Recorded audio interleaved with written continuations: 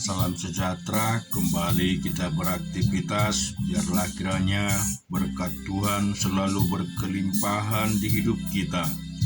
Mari kita renungkan firman Tuhan di Matius 24 sampai dengan mulai ayat 29 sampai 51. Segera sesudah siksaan pada masa itu, matahari akan menjadi gelap dan bulan tidak bercahaya, dan bintang-bintang akan berjatuhan dari langit, dan kuasa-kuasa langit akan goncang. Pada masa itu akan tampak tanda Anak Manusia di langit, dan semua bangsa di bumi akan meratap, dan mereka akan melihat Anak Manusia itu datang di atas awan-awan di langit dengan segala kekuasaan dan kemuliaannya. Dan ia akan menyuruh leluhur malaikat-malaikatnya dengan meniup sangkakala yang dahsyat bunyinya, dan mereka akan mengumpulkan orang-orang pilihannya dari keempat penjuru bumi, dari ujung langit yang satu ke ujung langit yang lain. Tariklah pelajaran dari perumpamaan tentang pohon ara. Apabila ranting-rantingnya melembut dan mulai bertunas, kamu tahu bahwa musim panas sudah dekat. Demikian juga jika kamu melihat semuanya ini, ketahuilah bahwa waktunya sudah dekat, sudah di ambang pintu. Aku berkata kepadamu, sesungguhnya angkatan ini tidak akan berlalu sebelum semua ini terjadi. Langit dan bumi akan berlalu, tetapi perkataanku tidak akan berlalu. Tetapi tentang hari dan saat itu tidak seorang pun yang tahu, malaikat-malaikat di sorga tidak, dan anak pun tidak, hanya Bapa sendiri. Sebab sebagaimana halnya pada zaman Nuh, demikian pula halnya kelak pada kedatangan Anak Manusia. Sebab sebagaimana mereka pada zaman sebelum air bah itu makan dan minum, kawin dan mengawinkan, sampai kepada hari Nuh masuk ke dalam bahtera, dan mereka tidak tahu akan sesuatu sebelum air bah itu datang dan melenyapkan mereka semua. Demikian pula lah halnya kelak, bahwa pada kedatangan Anak Manusia, pada waktu itu kalau ada dua orang di ladang, yang seorang akan dibawa dan yang lain akan ditinggalkan. Kalau ada dua orang perempuan sedang memutar batu kilangan, yang seorang akan dibawa dan yang lain akan ditinggalkan. Karena itu berjaga-jagalah, sebab kamu tidak tahu pada hari mana Tuhanmu datang. Tetapi ketahuilah ini, jika tuan rumah tahu pada waktu mana pada malam hari pencuri akan datang, sudahlah pasti ia berjaga dan tidak akan membiarkan rumahnya dibongkar. Sebab itu hendaklah kamu juga siap sedia, karena Anak Manusia datang pada saat yang tidak kamu duga. Siapakah hamba yang setia dan bijaksana, yang diangkat oleh tuannya atas seorang-orangnya untuk memberikan mereka makanan pada waktunya? Berbahagialah hamba yang didapati tuannya melakukan tugasnya itu ketika tuannya itu datang. Aku berkata kepadamu, sesungguhnya tuannya itu akan mengangkat dia menjadi pengawas segala miliknya. akan tetapi apabila hamba itu jahat dan berkata di dalam hatinya, Tuanku tidak datang-datang, lalu ia mulai memukul hamba-hamba lain dan makan minum bersama-sama pemabuk-pemabuk, maka Tuan hamba itu akan datang pada hari yang tidak disangkakannya dan pada saat yang tidak diketahuinya, dan akan membunuh dia dan membuat dia senasib dengan orang-orang munafik. Di sanalah akan terdapat ratap dan kertak gigi. Kita baca di 2 Tawarik pasal yang ke-17. Maka Yosafat anaknya menjadi raja menggantikan dia sebagai pemimpin Israel, memperkuat dirinya dengan menempatkan tentara di semua kota dan berkubu di Yehuda. Pasukan-pasukan pendudukan di tanah Yehuda serta kota-kota Efraim yang direbut oleh Asa ayahnya. Dan Tuhan menyertai Yosafat karena ia hidup mengikut jejak yang dahulu dari Daud bapa leluhurnya, dan tidak mencari Baal, melainkan mencari Allah ayahnya. Ia hidup menurut perintah-perintahnya dan tidak berbuat seperti Israel. Oleh sebab itu Tuhan mengokohkan kerajaan yang ada di bawah kekuasaannya. Seluruh Yehuda memberikan persembahan kepada Yosafat sehingga ia menjadi kaya dan sangat terhormat. Dengan tabah hati ini hidup menurut jalan yang ditunjukkan Tuhan. Pula ia menjauhkan dari Yehuda segala bukit pengorbanan dan tiang berhala. Pada tahun ketiga pemerintahannya, ia mengutus beberapa pembesarnya, yakni Behail, Obaja, Zakaria, Netanel, dan Mika, untuk mengajar di kota-kota Yehuda. Bersama-sama mereka turut juga beberapa orang Lewi, yakni Semaya, Netaya, Zebaja, Asael, Semiramot, Yonatan, Adonia, Tobia, dan Tob Adonia, disertai imam-imam Elisama dan Yoram. Mereka memberikan pelajaran di Yehuda dengan membawa kitab Taurat Tuhan. Mereka mengelilingi semua kota di Yehuda sambil mengajar rakyat. Ketakutan yang dari Tuhan menimpa semua kerajaan di negeri-negeri sekeliling Yehuda, sehingga mereka tidak berani berperang melawan Yosafat. Dari antara orang-orang Filistin ada yang membawa kepada Yosafat persembahan dan perak sebagai upeti.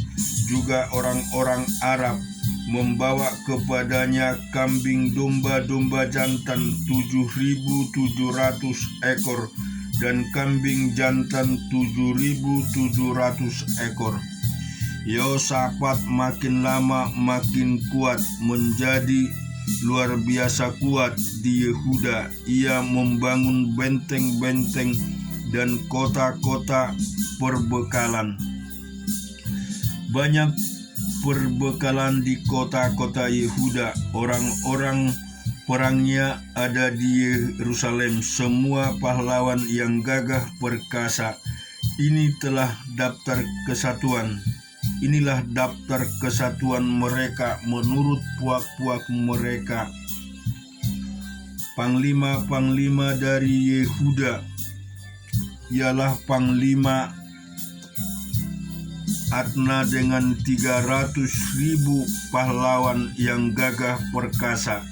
Di samping dia Panglima Yonan dengan 280.000 orang. dan di samping dia Amasya bin Zikri yang dengan sukarela telah menyerahkan dirinya kepada Tuhan dengan 200.000 pahlawan yang gagah perkasa. Dan dari Benyamin ialah Eliada, seorang pahlawan yang gagah perkasa dengan 200.000 orang yang bersenjatakan busur dan perisai. Di samping dia Yozabat dengan 180.000 orang yang bersenjata untuk berperang. Mereka itulah yang bertugas pada raja, selain daripada mereka yang ditempatkan raja di kota-kota yang berkubu di seluruh Yehuda. Kita baca di Bilangan pasal yang ke-28. Tuhan berfirman kepada Musa, "Perintahkanlah kepada orang Israel dan katakanlah kepada mereka, dengan setia dan pada waktu yang ditetapkan haruslah kamu mempersembahkan persembahan-persembahan kepadaku sebagai santapanku berupa korban api-apian yang baunya menyenangkan bagiku.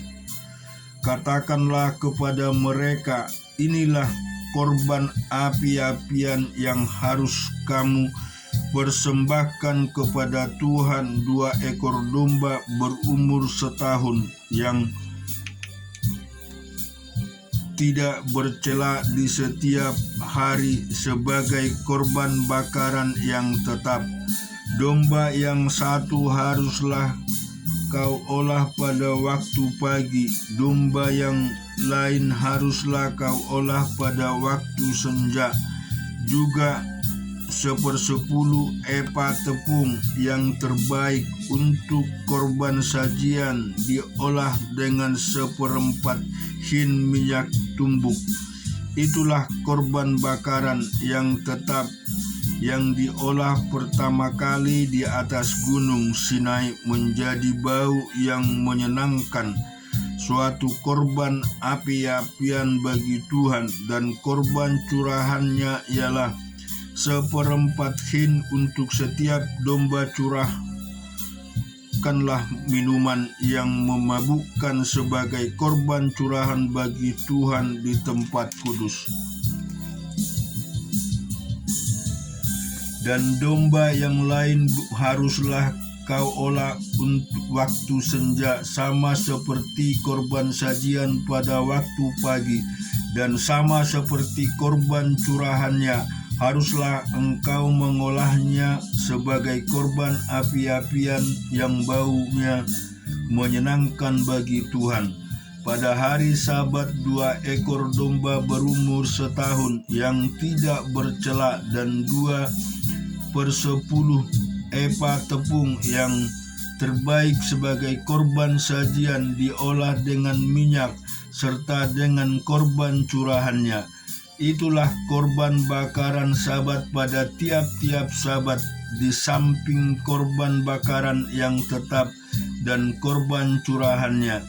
Pada bulan barumu haruslah kamu mempersembahkan sebagai korban bakaran kepada Tuhan 2 ekor lembu jantan muda, 1 ekor domba jantan, 7 ekor domba berumur setahun yang tidak bercela, dan juga 3/10 epa tepung yang terbaik sebagai korban sajian diolah dengan minyak untuk tiap-tiap lembu jantan, serta 2/10 epa tepung yang terbaik sebagai korban sajian diolah dengan minyak untuk domba jantan yang seekor itu, serta 1/10 epa tepung yang terbaik sebagai korban sajian diolah dengan minyak untuk tiap-tiap domba. Itulah satu korban bakaran bau yang menyenangkan, suatu korban api-apian bagi Tuhan.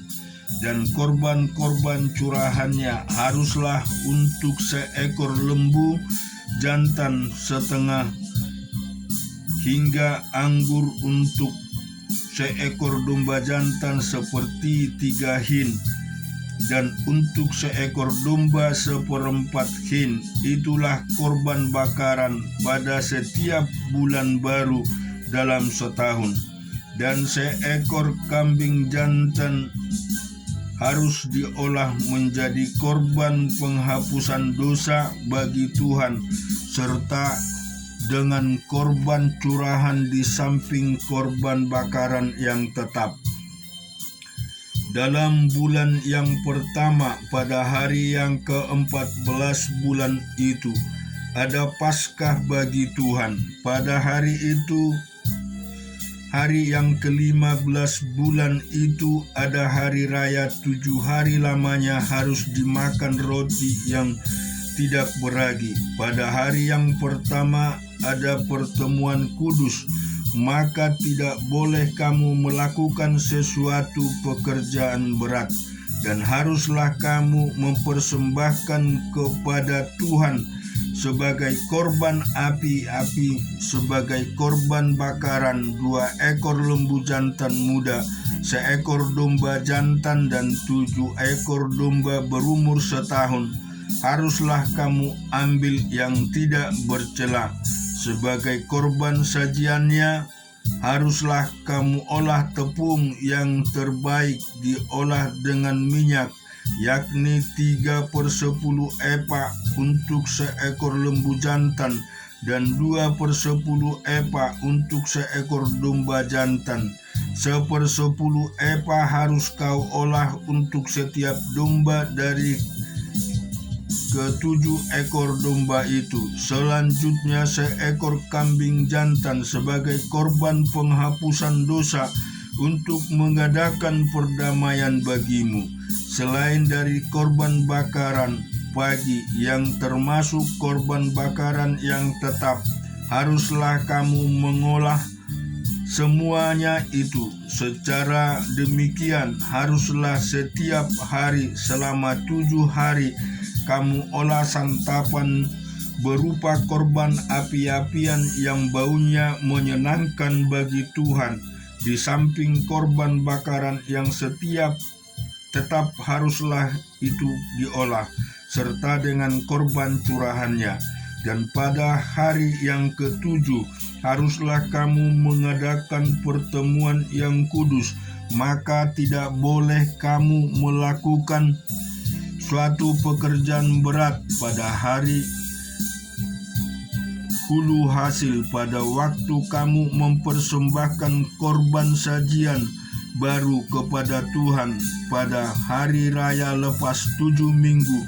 Haruslah kamu mengadakan pertemuan kudus, maka tidak boleh kamu melakukan sesuatu pekerjaan berat. Pada waktu itu haruslah kamu mempersembahkan sebagai korban bakaran menjadi bau yang menyenangkan bagi Tuhan 2 ekor lembu jantan muda, 1 ekor domba jantan, 7 ekor domba berumur setahun. Juga sebagai korban sajiannya tepung yang terbaik diolah dengan minyak, yakni 3/10 epa untuk setiap ekor lembu jantan, 2/10 epa untuk domba jantan yang seekor itu, 1/10 epa untuk setiap domba dari ke-7 ekor domba itu, 1 ekor kambing jantan untuk mengadakan perdamaian bagimu. Selain dari korban bakaran yang tetap dan korban sajiannya, haruslah kamu mengolah semuanya itu, serta dengan korban-korban curahan haruslah kamu ambil yang tidak bercela. Kita baca di Kejadian yang pasal ke-35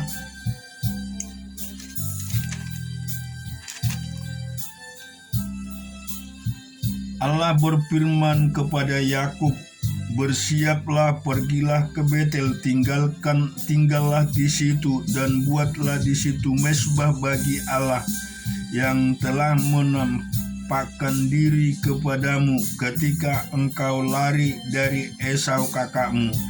Lalu berkatalah Yakub kepada seisi rumahnya dan kepada semua orang yang bersama-sama dengan dia, jauhkanlah dewa-dewa asing yang ada di tengah-tengah kamu, tahirkanlah dirimu dan tukarlah pakaianmu.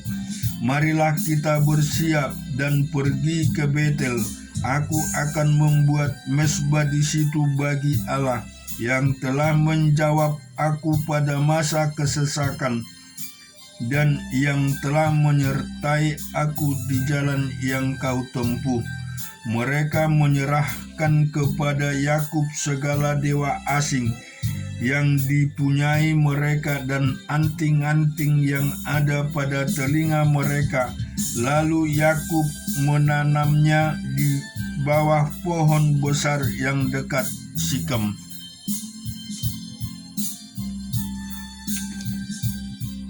Sesudah itu terangkatlah mereka dan kedahsyatan yang dari Allah meliputi kota-kota sekeliling mereka sehingga anak-anak Yakub dikejar. Lalu sampailah Yakub ke Luz yang di tanah Kanaan, yaitu Betel, ia dan semua orang yang bersama-sama dengan dia. Didirikannya lah mezbah di situ dan dinamainya lah tempat itu El Betel, karena Allah telah menyatakan diri kepadanya di situ ketika ia lari terhadap kakaknya. Ketika Deborah, inang pengasuh Ribka, mati, dikuburkanlah ia di sebelah hilir Betel di bawah pohon besar yang dinamai orang pohon besar penangisan. Setelah Yakub datang daripada Aram, maka Allah menampakkan diri pula kepadanya dan memberkati dia. Firman Allah kepadanya, namamu Yakub, dari sekarang namamu bukan lagi Yakub, melainkan Israel. Itulah yang akan menjadi namamu. Maka Allah menamai dia Israel. Lagi berfirmanlah Allah kepadanya, Akulah Allah yang maha kuasa, beranak cuculah dan bertambah banyak. Satu bangsa, bahkan sekumpulan bangsa-bangsa akan terjadi daripadamu, dan raja-raja akan berasal daripadamu. Dan negeri ini yang telah kuberikan kepada Abraham dan kepada Ishak akan kuberikan kepadamu juga, kepada keturunanmu. Lalu naiklah Allah meninggalkan Yakub dari tempat ia berfirman kepadanya. Kemudian Yakub mendirikan tugu di tempat itu, yakni tugu batu. Ia mempersembahkan korban curahan yang menaungkan minyak di atasnya. Yakub menamai tempat di mana Allah telah berfirman kepada Betel. Sesudah itu berangkatlah mereka ke Betel. Ketika mereka tidak beberapa jauh dari Efrata, bersalinglah Rahel, dan bersalinnya ia yang sangat sukar.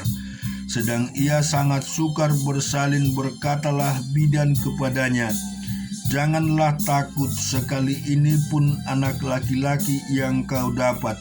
Dan ketika ia hendak menghembuskan napas, sebab ia mati, kemudian diberikannya lah namanya Ben-Oni kepada anak itu, tetapi ayahnya menamai dia Benyamin. Demikian Rahel mati, lalu ia dikuburkan di sisi jalan ke Efrata, yaitu Betlehem. Yakub mendirikan tugu di atas kuburnya, itulah tugu kubur Rahel sampai sekarang.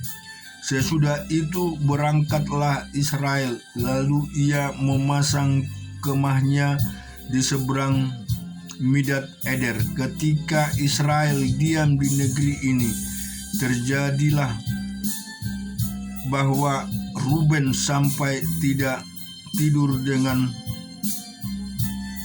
ketika Israel diam di negeri ini, terjadilah bahwa Ruben sampai tidur dengan Bilha gundik ayahnya, dan kedengaranlah hal itu kepada Israel. Adapun anak-anak lelaki Yakub 12 orang jumlahnya. Anak-anak Lea ialah Ruben, anak sulung Yakub, kemudian Simeon, Lewi, Yehuda, Isakar, dan Jebulon. Anak-anak Rahel ialah Yusuf dan Benyamin. Dan anak-anak Bilha budak perempuan Rahel ialah Dan serta Naptali. Dan anak-anak Zilpa budak perempuan Lea ialah Gad dan Aser. Itulah anak-anak lelaki Yakub yang dilahirkan baginya di padang Aram. Lalu sampailah Yakub kepada Ishak ayahnya di Mamre dekat Kiryat Arba. Itulah Hebron, tempat Abraham dan Ishak tinggal sebagai orang asing. Adapun umur Ishak 180 tahun. Lalu meninggallah Ishak, ia mati dan dikumpulkan kepada kaum leluhurnya. Ia tua dan suntuk umur, maka Esau dan Yakub